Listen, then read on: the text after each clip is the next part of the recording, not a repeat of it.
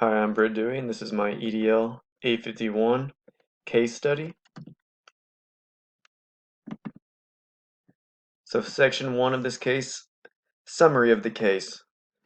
In this case, the principal has had several classroom observations with a teacher named Miss Stevens.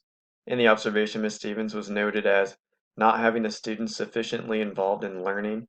Students seemed disinterested and unmotivated. They were just going through the motions, and overall, the teacher lacked control of her classroom. The principal held a post-visitation with Miss Stevens following one of the observations. He found her to be irritable and hostile to his suggestions and difficult overall to communicate with.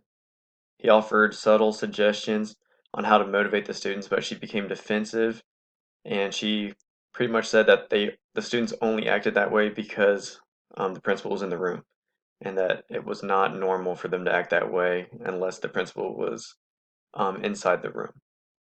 Ultimately, at the end of the year, the principal recommended that Miss Stevens not be renewed for the following year. This is important because it's important to note that she was 1 year away, so if they would have renewed her, she would have became a tenured teacher. Ms. Stevens responded. She strongly disagreed with the recommendations. She stated that the supervision um, by the administration has failed her, and that she will take this issue as far as need be, including court. So she's going to fight. She felt that she was not observed fairly, and that the observation overall did not paint a very accurate representation of what it was like in her classroom.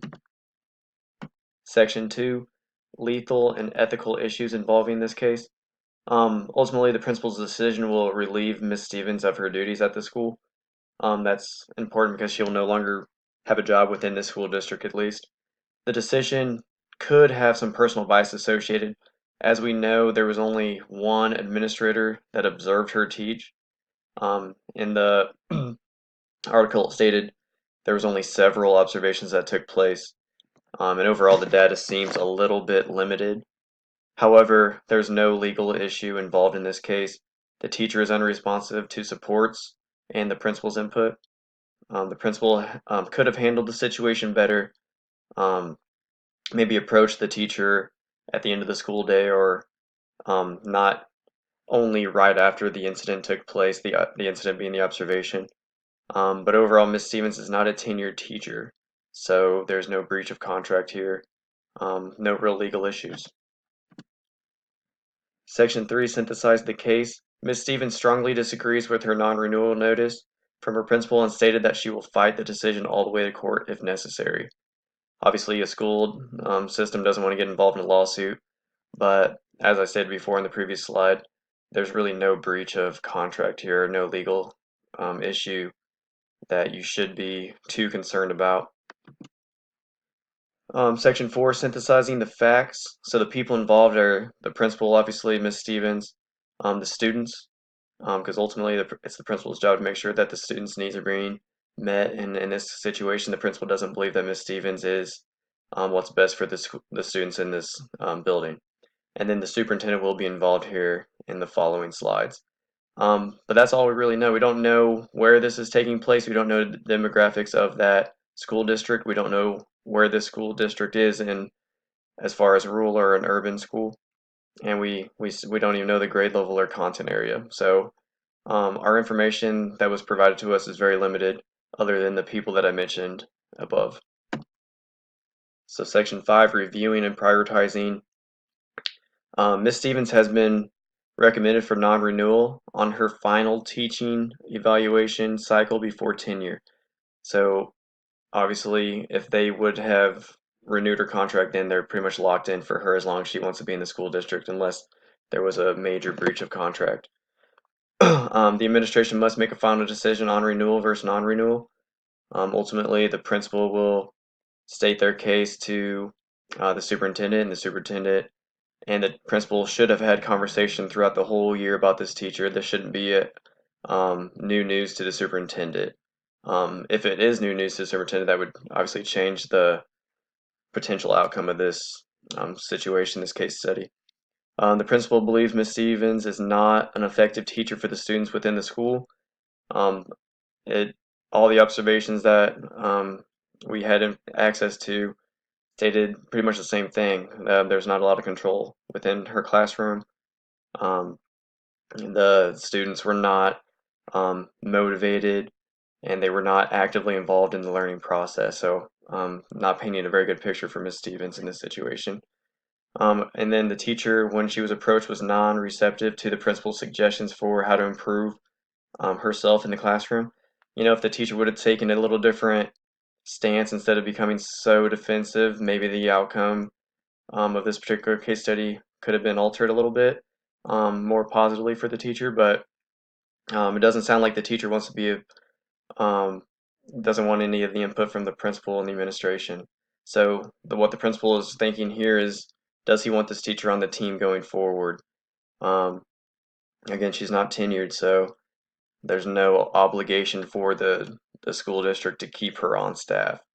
Um, so, and then the superintendent still needs to be consulted about the issue, about the ultimate decision. Hopefully, the superintendent has been contacted as the year went on. So, usually the superintendent will ask teachers if, or the principal, if there is, any concerns within the building taking place, and then that would be the opportunity that the principal would mention that everything's good except for this one teacher I have. I'm going to keep an eye, hopefully help them grow as the year goes on. But the initial conversation with the principal and superintendent should have taken place early within the school year. Section 6, identifying options and consequences. So I outlined three options in particular, and consequences that could take place within this case. So consequence in option 1, send the non-renewal evaluation onto your superintendent, explain your recommendation with the data that you have gathered throughout the school year, and then the consequence of this, as the teacher threatened that she would take it to court. So this may end up taking your decision to court. So that would be the consequence there. Option 2, disregard your evaluation and send in the renewal recommendation. Um, Obviously, I don't think this option is very realistic. Ineffective teacher may limit student success in years to come, and then this would obviously be a slippery slope as a leader within your school. Um, this would show that you really don't have a backbone, and that this teacher kind of controls your ultimate decisions. Option 3, put the teacher on an improvement plan for the following year. This prolongs the decision, and the ineffective teacher may still be limiting student success. However, this could allow an opportunity for the teacher to grow as an educator. Yeah. So section 7, evaluating the options. Option 1, the non-renewal recommendation. The pros associated with that are that the principal can now hire a new teacher who fits the principal's vision and the school's vision for student success. The cons, the decision could end up in a lawsuit due to the non-renewal decision from the previous teacher. Um, yeah, but I'll keep going on. Option 2, the renewal recommendation. This would avoid any possibilities of a lawsuit because the teacher would still be within the building. Cons, as I mentioned a little bit ago, ineffective teachers is still in the building, and this could be looked at as weak. You could end up being looked at as a weak leader. And then option 3, the improvement plan. The pros, this prolongs the decision and avoids a possible lawsuit for now. Teacher may grow in the following year. And then the con would be keeping the ineffective teacher, and then you can no longer bring on a new teacher because that teacher is now um, possibly tenured, or if you got the tenure um, prolonged for the next year, but you're still with that teacher who doesn't seem to want to be involved with your team, and you're not getting a new teacher within the building who might impact student success better. Section 8, selecting the best option. For me, this is very simple. Option 1, the non-renewal recommendation.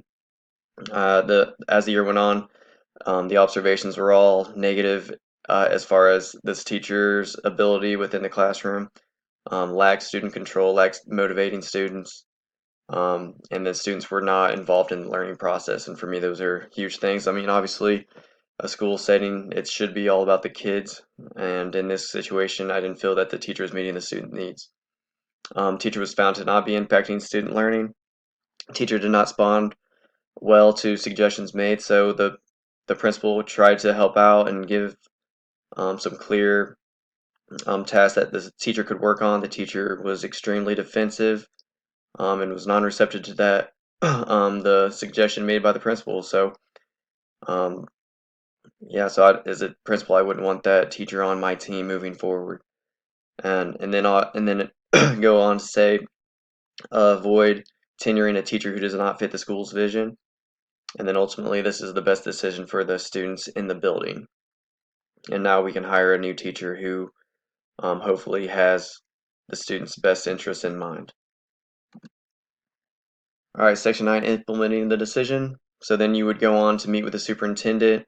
Again, this cannot be the first time that the superintendent is hearing of this non-renewal recommendation. Hopefully you had made contact as the whole year went on, as far as this teacher seems to be limited in the student successes, or meeting student success and student needs.